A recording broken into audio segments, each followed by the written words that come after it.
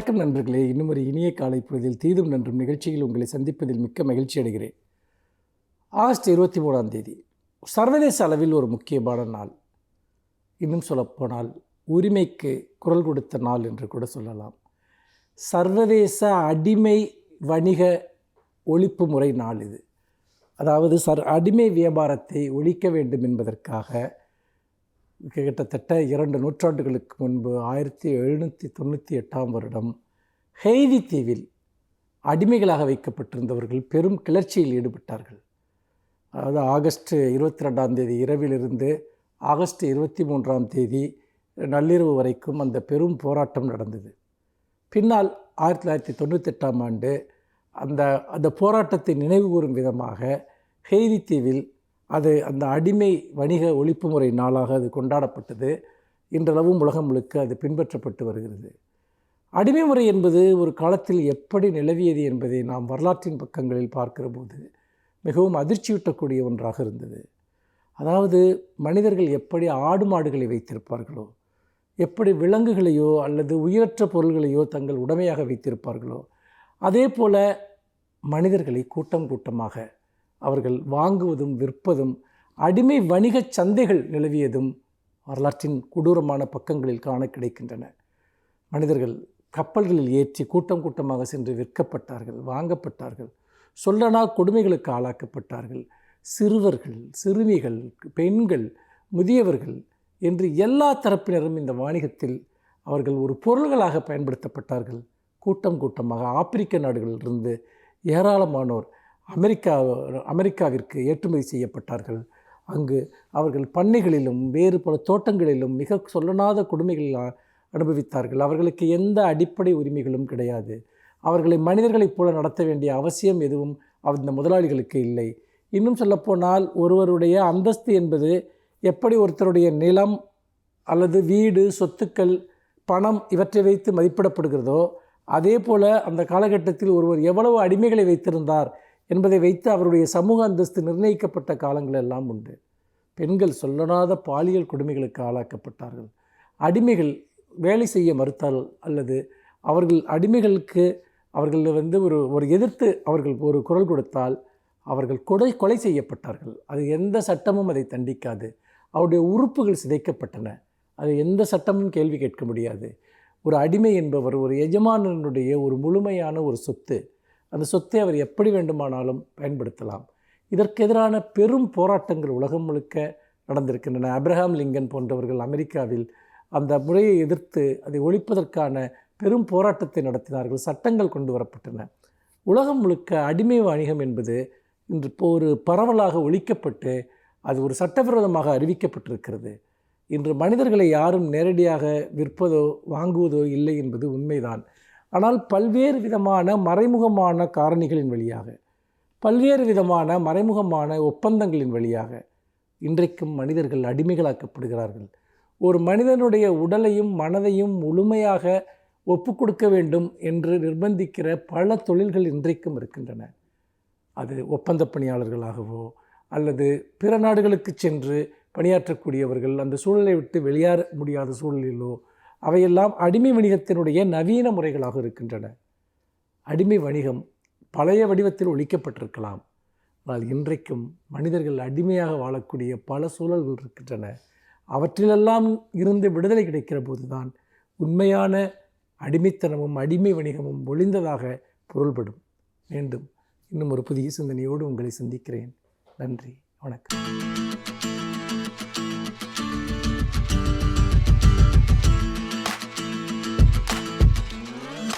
வணக்கம் நேயர்களே.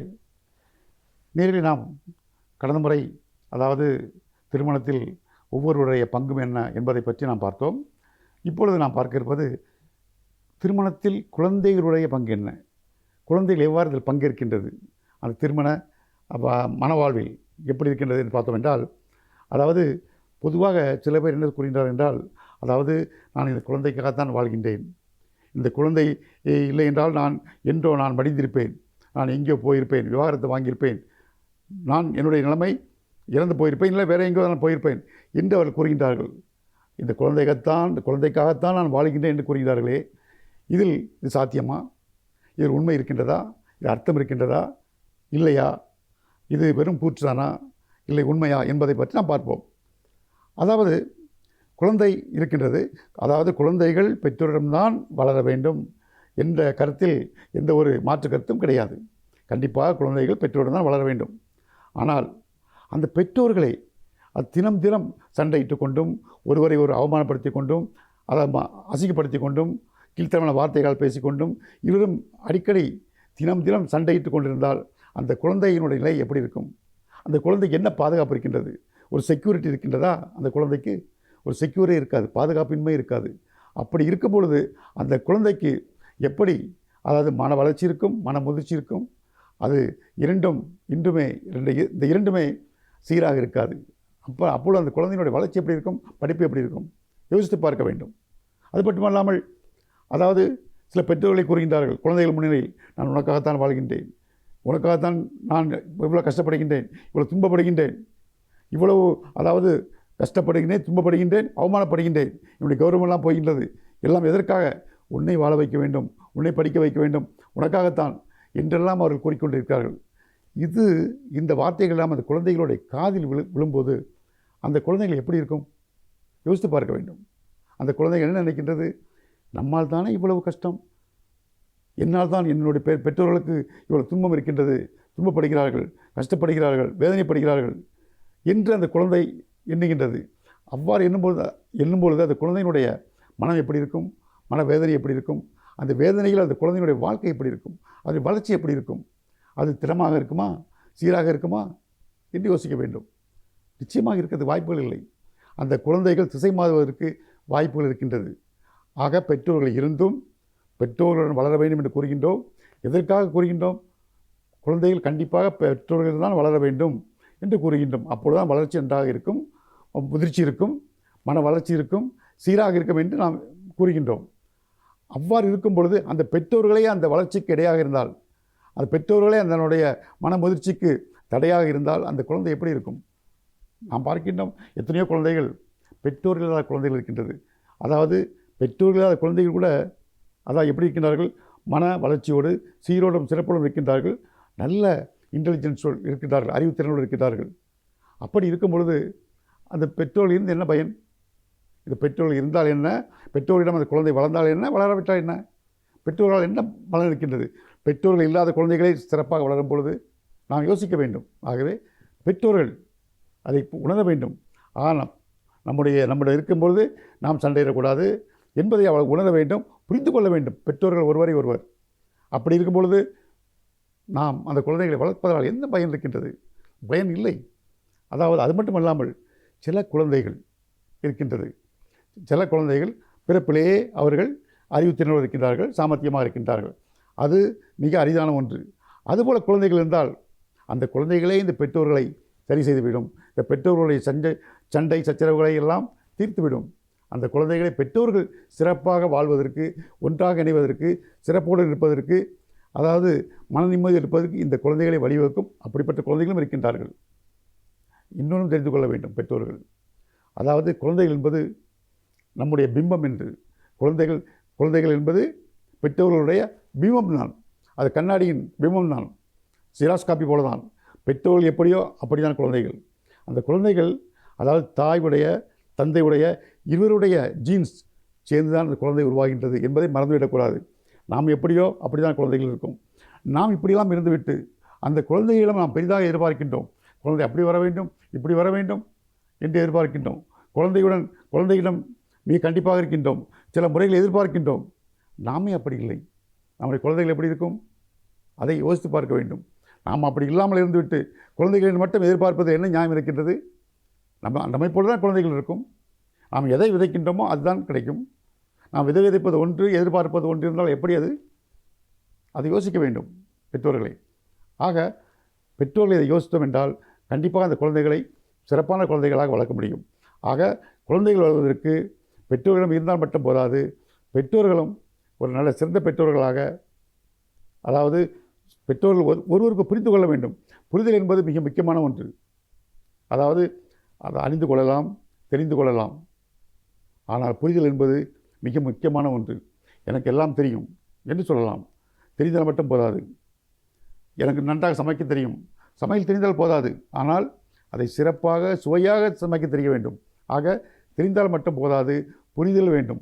தெரிதல் என்பது வேறு, ஐ நோ என்பது வேறு, எனக்கெல்லாம் தெரியும் என்பது வேறு. ஆனால் ஐ அண்டர்ஸ்டாண்ட், நான் புரிந்து கொண்டேன் என்பது அது வேறு.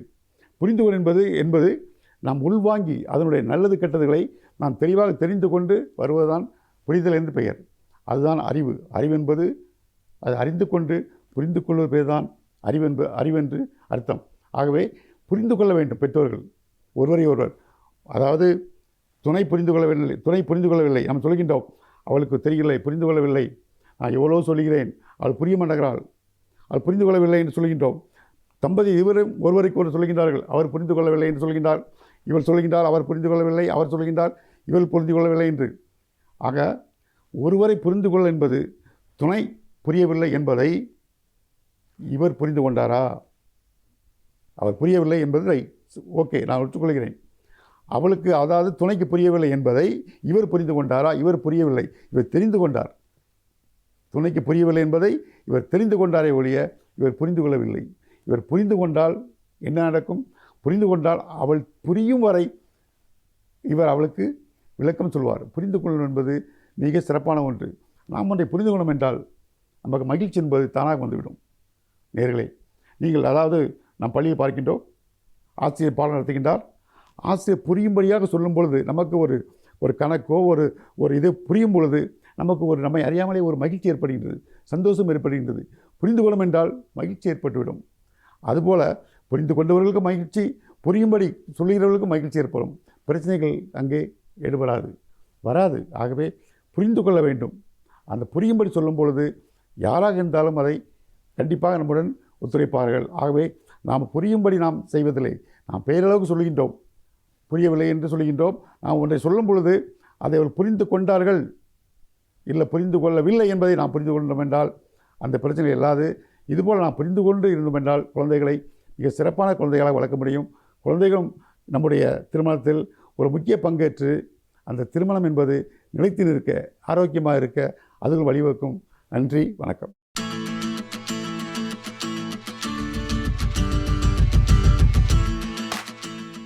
அனைவருக்கும் என் அன்பு வணக்கம். அறம்பாட வந்த அறிஞரான திருவள்ளுவர் ஒவ்வொரு தனி மனிதனுக்கும் தேவையான நல் ஒழுக்கங்கள் பலவற்றையும் நின்று நிதானித்து சொல்லுகிறார். இந்த குணமெல்லாம் வேண்டும், இந்த குணமெல்லாம் கூடாது என்று பிரித்து சொல்லுகிறார். அதில் மிக கவனமாக கூடாது என்று அவர் பல தலைப்புகளில் பாடியிருப்பதில் ஒன்று கோபப்படாதே என்பதுதான். கோபம் என்பது மனிதனை தாழ்த்திவிடும். கோபம் என்பது அவனுடைய தோல்விக்கே காரணமாகும்.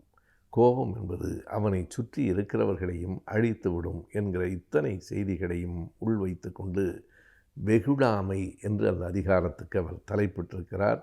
அந்த வெகுடாமை என்றால் வெகுடி என்கிற சொல்லிலிருந்து வருகிறது. வெகுடி என்கிற சொல் இப்போது வழக்கில் எப்படி இருக்கிறது என்றால், அவன் ரொம்பவும் வெகுடியாக இருக்கிறான் என்றால் ஒன்றும் அறியாதவனாக ஒரு குழந்தையைப் போல இருக்கிறான் என்கிற பொருள் இன்றைக்கு படுகிறது. ஆனால் வள்ளுவர் காலத்தில் இன்றைக்கும் கூட இலக்கியத்திலே வெகுடி என்றால் கோபம் என்று தான் பெயர். சினம் என்பது தான் தமிழ் சொல். வெகுடி என்பதற்கு எதிரான சொல்லாகத்தான் வெகுடாமை என்பதை வள்ளுவர் போட்டிருக்கிறார். அதாவது கோபப்படாமல் இருப்பது. ஏன் கோபப்படாமல் இருக்க வேண்டும்? என்னுடைய கோபத்தால் தானே நான் மற்றவனை எரிக்க முடியும் என்றால், மற்றவனை எரிக்க முடியுமோ இல்லையோ, முதலில் உன்னிடமிருந்து புறப்படுகிற அந்த நெருப்பு உன்னை எரித்துவிடும். பிறகு அது வெளியிலே போய் அவனையும் எரிக்கலாம், எரிக்காமலும் போகலாம். கண்டிப்பாக ஒன்று நடக்கும். நீ அதற்கு முதலில் பலியாவாய். தன்னை தான் காக்கு சினங்காக்க, காவாக்கால் தன்னையே கொல்லும் சினம் என்று அவர் மிக எளிமையாக சொல்லுகிறார். இந்த கோபம் இருக்கிறதே, அது முதலில் யாரை கொல்லும் என்றால், யார் கோபப்படுகிறானோ அவனைத்தான் கொல்லும். ஏனென்றால் எந்த ஒன்றும் புறப்படுகிற இடத்தில் ஒரு பாதிப்பை ஏற்படுத்திவிட்டுத்தான் வெளியிலே போகும். இப்போதும் நாம் பார்க்கிறோம், பலர் இன்றைக்கு அந்த கலாச்சாரம் குறைந்திருக்கிறது. காரணம், சுவரொட்டி ஒட்டுகிற கலாச்சாரமே குறைவு. சுவரொட்டிகள் நிறைய இருக்கிற காலகட்டங்களில் என்ன நடந்தது என்பதை நான் சிறுவனாக இருக்கிற போதெல்லாம் பார்த்திருக்கிறேன். திரைப்பட நடிகர்களுக்கென்று ஒரு ரசிகர்கள் கூட்டம் இருப்பார்கள். தனக்கு பிடிக்காத கதாநாயகனினுடைய படம் ஒட்டப்பட்டிருக்குமானால் கீழே இருக்கிற சாணத்தை எடுத்து அந்த சுவரொட்டியில் வீசுகிற ஒரு பழக்கம் இருந்தது. இப்போது அது மிக மிக குறைந்து போயிற்று. ஆனால் இன்றைக்கு சமூக வலைத்தளங்களில் தேவையற்ற அநாகரிகமான ஆபாசமான சொற்களை எடுத்து வீசுகிறார்கள். இரண்டும் ஏறத்தாழ ஒன்றுதான். அந்த சாணத்தை எடுத்து வீசுகிறவன் எதை புரிந்து கொள்வதில்லை என்றால், அந்த படம் ஒட்டப்பட்டிருக்கிறதே, அந்த படத்தை அந்த சாணம் அழுக்காக்குவதற்குள் இவன் கையைத்தான் முதலில் அழுக்காக்கும். இவன் கையில் எடுத்துத்தான் சாணத்தை வீச வேண்டும். எனவே எங்கிருந்து தொடங்குகிறதோ அங்கேயும் அது ஒரு பாதிப்பை ஏற்படுத்தும். தன்னை தான் காக்கில் பிறருக்காக அல்ல, உன்னை நீ காப்பாற்றிக் கொள்ள வேண்டும் என்று நினைத்தால் முதலில் கோபத்தை அடக்கிக்கொள். சினம் காக்க காவாக்கால் என்ன நடக்கும்? தன்னையே கொல்லும் சினம். உன்னையே அந்த கோபம் கொன்றுவிடும் என்று சொல்லுகிறார். ஓ, என்னை கோபம் கொல்லுமா? உன்னை மட்டுமல்ல, உன்னை சேர்ந்திருக்கிறவர்களையும் சேர்த்தே கோபம் அழித்து விடும் என்று அடுத்த குறளிலே சொல்கிறார். சினம் என்னும் சேர்ந்தாரை கொல்லி. அதற்கு வள்ளுவன் வைத்திருக்கிற பெயரை பாருங்கள். சினம் என்னும் சேர்ந்தாரை கொல்லி. அது ஒரு கொலைகார கருவிதான். அது யாரையெல்லாம் கொல்லும் என்றால், இந்த கோபப்படுகிறானே அவனை சுற்றி இருக்கிறவர்களையும் சேர்த்தே அழிக்கும். சினமென்னும் சேர்ந்தாரை கொல்லி. அது என்ன ஆகும்? உங்களுக்கான இனமென்னும் ஏமாப்பை அது உடைத்துவிடும். உன்னை சுற்றி இருக்கிற நண்பர்கள், அது உறவாக இருக்கலாம், கட்சியாக இருக்கலாம், சாதியாக கூட இருக்கலாம், குடும்ப உறவுகளாக இருக்கலாம், எப்படி இருந்தாலும் அது உனக்கு ஒரு பாதுகாப்பாக இருக்கும். இந்த சினம் கொண்டவனுக்கு அந்த பாதுகாப்பு இல்லாமல் போய்விடும். எந்த நண்பர் குழாத்திலையும் நீங்கள் பார்க்கலாம், யாராக இருந்தாலும் கோபப்படுகிறவனோடு, சிடுமூஞ்சியாக இருக்கிறவனோடு அதிகம் பேர் பழக மாட்டார்கள். யாரும் அவனை சுற்றி இருக்க மாட்டார்கள். ஏதாவது சொன்னால் சட்டென்று கோபப்படுவான் என்பதால் விலகி போவார்கள். அப்படியானால் உன்னை சுற்றி இருக்கிற நட்பு வட்டம் உன்னை விட்டு விலகுமானால் உனக்கான பாதுகாப்பை நீ இழந்து கொண்டிருக்கிறாய் என்பதுதான் அதற்கான பொருள். ஆகையினாலே வள்ளுவர் திரும்ப திரும்ப சொல்லுகிறார், சினம் என்பது சேர்ந்தாரை கொல்லுவது, சினம் என்பது தன்னை தானே கொல்வது. ஆகையினாலே என்ன குணம் வேண்டுமென்றால் வெகுடாமை என்பதை ஒவ்வொருவரும் கற்றுக்கொள்ள வேண்டும். கோபப்படாமலேயே மனிதனால் இருக்க முடியாது. ஆனால் கோபத்தின் அளவை, கோபத்தினுடைய அடிக்கடி கோபப்படுகிற தன்மையை குறைத்து கொள்ளுகிற அந்த பாங்காவது நமக்கு வர வேண்டும் என்பதைத்தான் வெகுடாமை என்கிற அதிகாரம் நமக்கு எடுத்து காட்டுகிறது.